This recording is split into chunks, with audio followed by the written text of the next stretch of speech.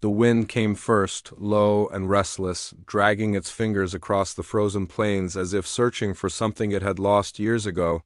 Folks in town said you could always tell when a hard winter was coming, because the sky turned the color of old iron and the air tasted sharp enough to sting your lungs. That morning, the clouds hung heavy over the prairie, and the snow along the fences had begun to whisper instead of crunch. Most people hurried indoors without looking back. Only one figure remained outside, steady against the cold, carrying firewood toward a small curved hut at the edge of the fields. People never understood why the widow chose to live there.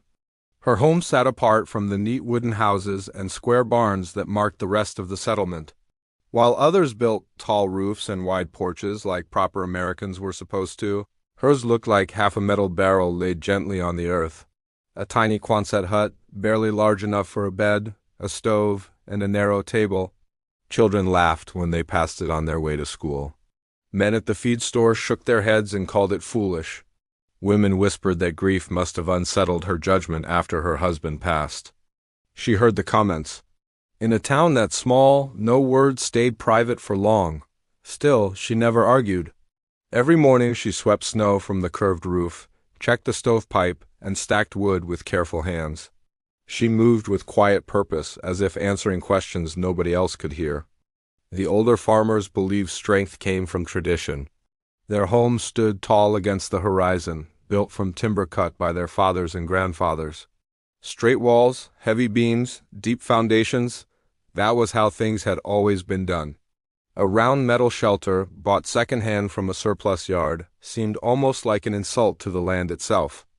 But the widow remembered different winters. She remembered nights when wind slipped through cracks in wooden walls and turned bedrooms into iceboxes. She remembered drifting snow piling so high against flat sides of houses that doors would not open. Most of all, she remembered the storm that took her husband, a sudden white wall that erased roads and swallowed sound until help came too late. Since then, she trusted practicality more than pride.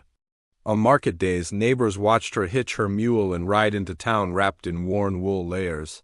Some pitied her solitude. Others quietly admired her stubborn independence, though they would never say so aloud. She bought only what she needed: lamp oil, flour, nails, and sometimes coffee beans when she allowed herself a small comfort. Then she returned to the lonely edge of the prairie, where her strange little hut waited against the wind. That afternoon the temperature dropped faster than anyone expected. Chickens stopped wandering. Dogs refused to leave porches. The horizon blurred as snow began to fall sideways, thin at first, then thicker, heavier. By evening the town bell rang twice, warning of a coming blizzard. Men rushed to reinforce barn doors. Families packed blankets near fireplaces. Windows were boarded, lanterns trimmed, and prayers whispered into clasped hands. Many glanced toward the prairie's edge, wondering whether the widow would finally regret her decision. From inside her Quonset hut, firelight glowed warm and steady. The curved walls hummed softly as wind pressed against them and slid away. She added another log to the stove and listened carefully, not with fear but with recognition. The storm sounded familiar, almost predictable, like an old adversary whose habits she had studied for years. Outside, the blizzard arrived in full fury before midnight. Snow rose in spinning walls that erased fences and swallowed entire buildings. Roofs groaned, chimneys rattled. Somewhere in town, a shutter tore loose and vanished into the dark. Then came a sound no one expected to hear. A deep cracking echo rolled across the prairie, followed by another, louder than thunder. Lights flickered. Doors strained against drifts already climbing halfway up their frames. Families gathered close, realizing too late that this storm was stronger than any they had prepared for. And far beyond the struggling houses, the tiny curved hut stood alone in the white chaos, unmoving, untouched, while something enormous began to give way in the heart of the town. The cracking sound came again, sharper this time, rolling through the storm like a warning shouted by the land itself. Inside their homes, families froze where they stood. Some thought it was thunder, though no lightning followed. Others knew better. Wood under pressure made that sound when it could no longer carry the weight forced upon it. Snow had begun to pile faster than any roof was meant to hold. In the center of town, the old meeting hall groaned as wind slammed against its broad wooden sides. Built decades earlier, it had always been a place of comfort during hard seasons. Weddings were held there, harvest meals shared, and decisions made that shaped the small farming community. Now, its flat roof sagged under heavy drifts that rose higher with every passing minute. Men who had rushed outside to clear snow were driven back by blinding gusts that stole their breath and erased their footprints in seconds. The storm did not howl like ordinary winter weather. It roared steadily as if the prairie itself had come alive. Snow curled around buildings, pressing into corners and cracks, searching for weakness. Lantern light flickered behind frosted windows while families waited, listening for the next breaking sound. At the edge of town, the widow sat near her stove, boots still on, coat wrapped tight around her shoulders. She never fully rested during storms. Years earlier, she had learned that survival depended on staying ready. A kettle warmed above the fire, filling the small Quonset hut with gentle steam. The curved steel walls carried the sound of wind in a strange way, turning violent gusts into long humming notes that rose and fell like distant music. She counted those sounds without realizing it. Strong gust, pause, another push of wind sliding upward along the rounded roof before spilling harmlessly over the back. Snow could not settle long on the smooth metal. It slipped away before weight could gather. That was the reason she chose the hut, though few had listened when she explained. Long before moving here, she had traveled west with her husband searching for steadier land. During those years, they worked near an airfield where surplus military structures stood abandoned after the war. One winter, a sudden storm trapped workers overnight. Wooden sheds collapsed under snow while the curved steel huts remained untouched. She never forgot that sight. Strength did not always look impressive. Sometimes it looked small, simple, and overlooked. After her husband's passing, when she returned to this prairie town alone, she carried that memory with her. Selling most of what she owned, she purchased the old Quonset hut and had it hauled to the far edge of her property. Neighbors watched in disbelief as it was set into place. Some offered help out of kindness, others out of curiosity, expecting her to change her mind once winter arrived. Instead, she prepared carefully. She anchored the structure deep into the ground, packed earth around its base, and positioned the doorway away from prevailing winds.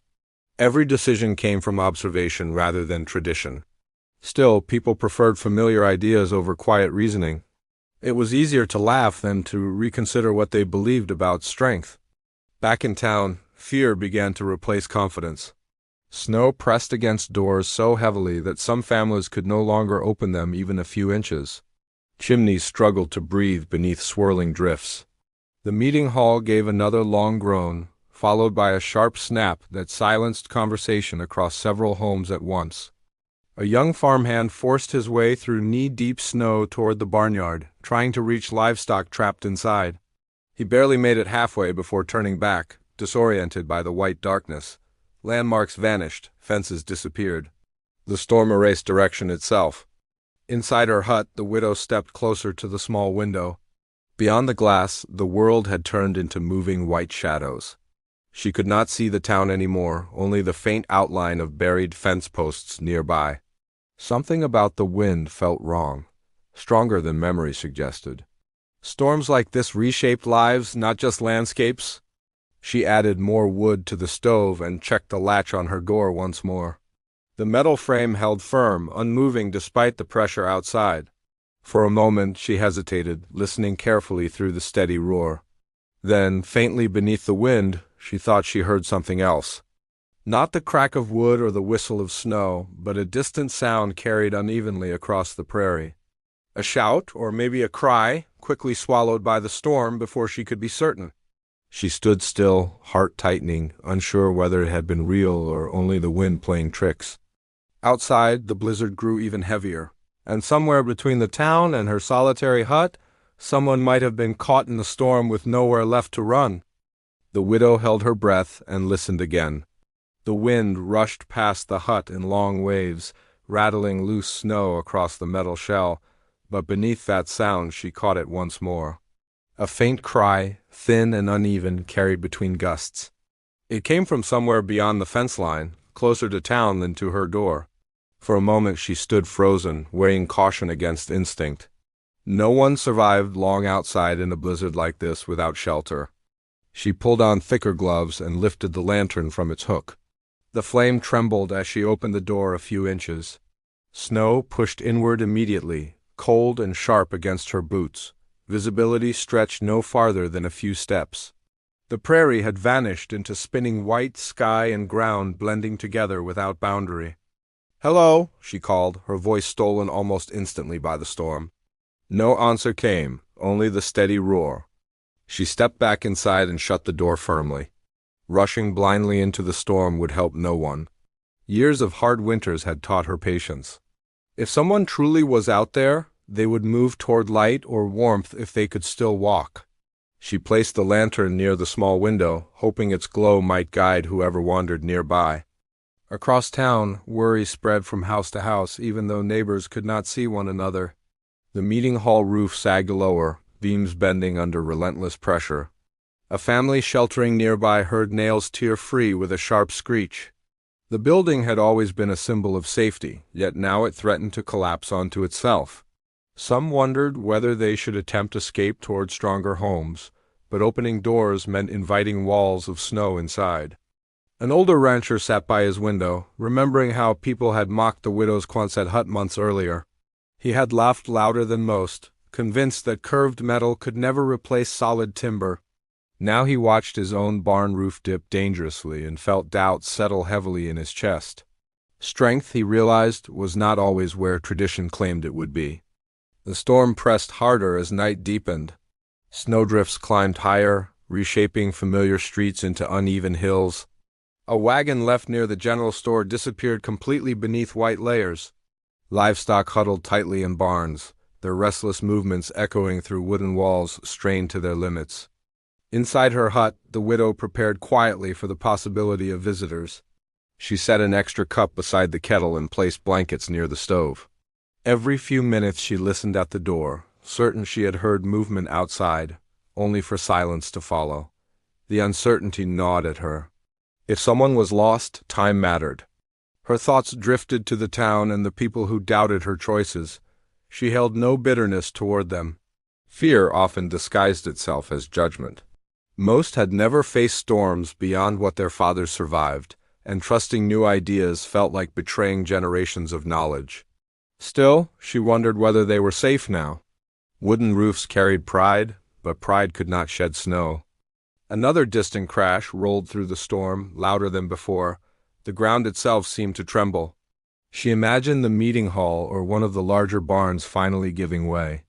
The sound tightened her chest. People might now be trapped or forced outside into the blizzard she knew too well. Near the edge of town, a young mother struggled to keep her fireplace burning as wind forced smoke back down the chimney. Her children sat wrapped in quilts, eyes wide with fear. She remembered passing the widow's hut earlier that week and silently wished she had asked more questions about how it stayed warm. Regret arrived easily during hardship. Back at the hut, the widow heard a new sound, a dull thud against the outer wall, followed by scraping. She grabbed the lantern and moved carefully toward the door. Snow dust fell from the frame as something brushed against it again. Not wind this time. Something heavier. Her hand hovered over the latch. Opening the door meant letting the storm inside, risking the warmth she depended on. Yet leaving it closed might mean turning away someone desperate for shelter. The scratching came once more, weaker now, almost fading. She lifted the latch slowly, heart pounding, unsure whether she was about to save a life or invite the full force of the blizzard into the only refuge standing strong against the storm. The latch lifted with a stiff click, and the widow pulled the door open just enough to see beyond the blowing snow. Wind rushed inside, scattering ash from the stove and dimming the lantern flame. For a second she saw nothing but white movement. Then a shape collapsed forward against the doorway. A young farmhand fell halfway inside, covered in frost and snow, his coat stiff with ice. He struggled to speak, lips barely moving. She grabbed his arm with surprising strength and pulled him fully into the hut before forcing the door shut behind him. The wind slammed against the metal walls as if angry at losing its prize. He coughed hard, trying to catch breath. "The hall," he managed to say. "Roof's giving way." "Folks trapped." She guided him closer to the stove, wrapping blankets around his shoulders while he warmed his shaking hands. His face carried panic more than cold. Outside, the storm roared louder, as though confirming his warning. Another deep rumble rolled across the prairie, followed by a distant crash that seemed to go on longer than any sound before it. The widow closed her eyes briefly. The meeting hall had likely begun to collapse. In town, fear turned into action. Families who had waited now realized staying still might be more dangerous than moving. A few men tried digging paths between houses using shovels and bare hands, but snow filled every trench almost immediately. The wind erased effort faster than people could work. Lantern lights blinked weakly through the storm, small islands of hope surrounded by endless white. Inside one home near the square, a group gathered near a window, listening to the sounds of splintering wood from the direction of the hall. Someone suggested reaching the widow's Quonset hut. The idea hung in the room uncertainly. It was farther away than any other shelter, nearly invisible now beneath the storm.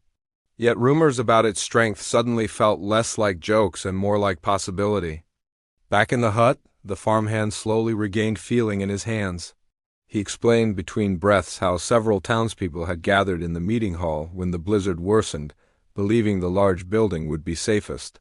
Snow built faster than expected. Beams began cracking.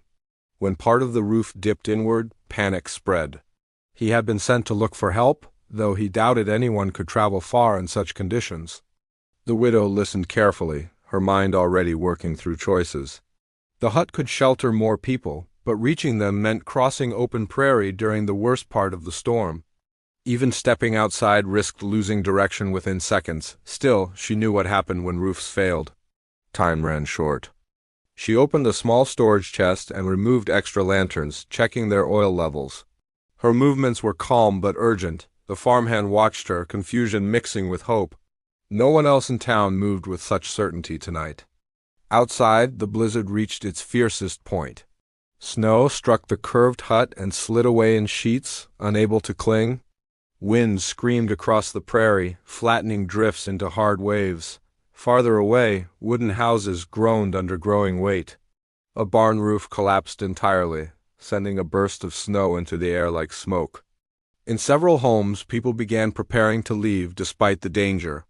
They tied ropes between family members so no one would be lost in whiteout conditions.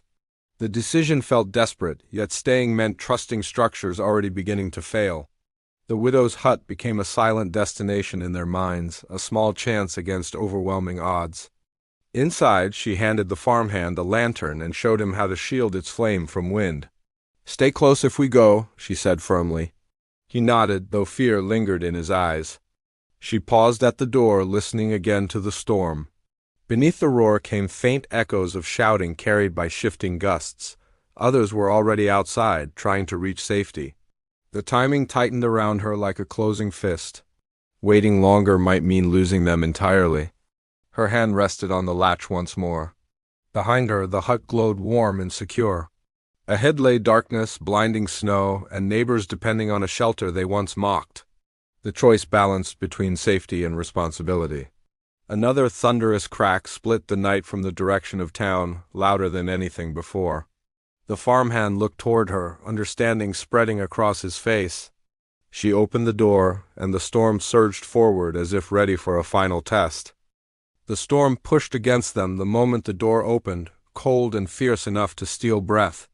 The widow stepped forward anyway, lantern held low to protect the flame. The farmhand followed close behind, gripping the rope she tied between them. Snow swallowed their boots with every step, and the wind tried to turn them sideways. But she moved with steady purpose, reading the land through memory instead of sight. The prairie had disappeared beneath drifting white, yet she counted her steps and followed the faint rise of ground she knew led toward town. Years of watching storms had taught her how wind shapes snow, where drifts formed and where paths remained firmer beneath the surface.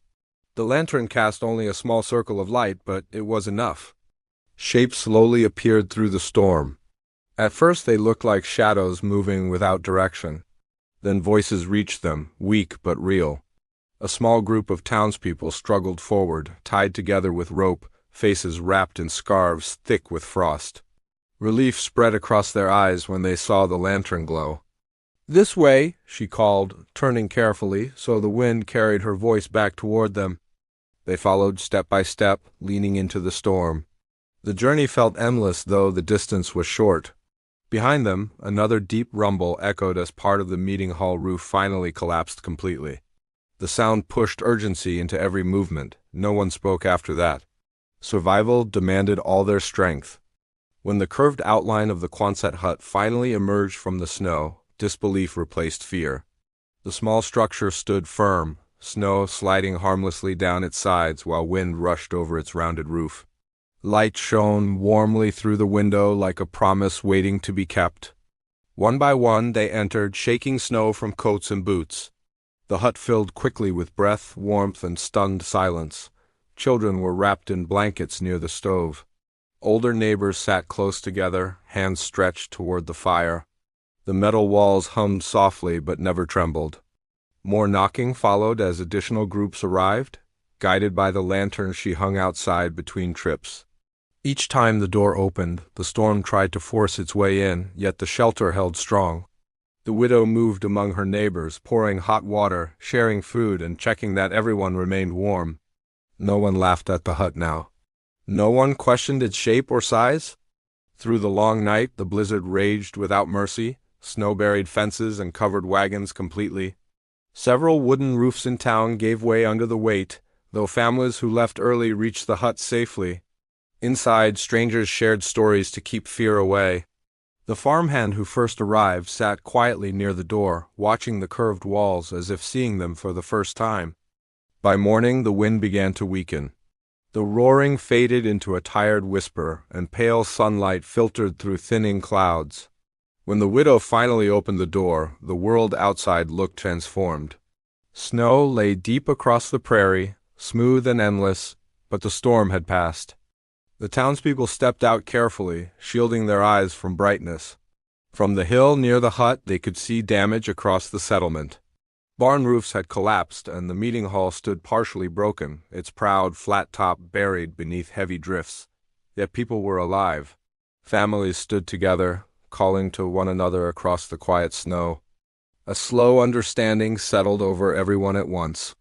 The tiny Quonset hut they once mocked had become the safest place for miles.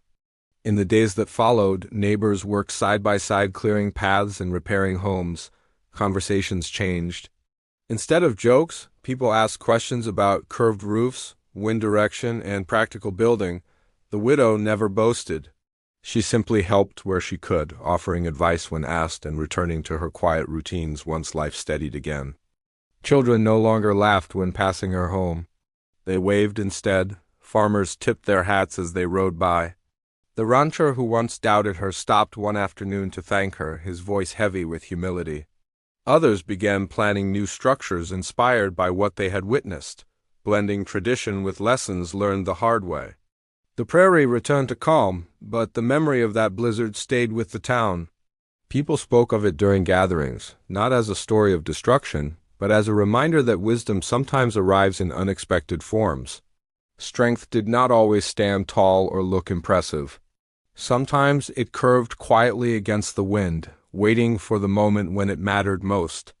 As evening settled weeks later, smoke rose gently from the widow's stove while golden light touched the snowfields. Her small hut rested peacefully at the edge of town, no longer an object of ridicule but a symbol of resilience, foresight, and community. And whenever winter clouds gathered again, neighbors looked toward that humble shelter with comfort, knowing that genius often begins with one person willing to think differently and stand firm when others doubt.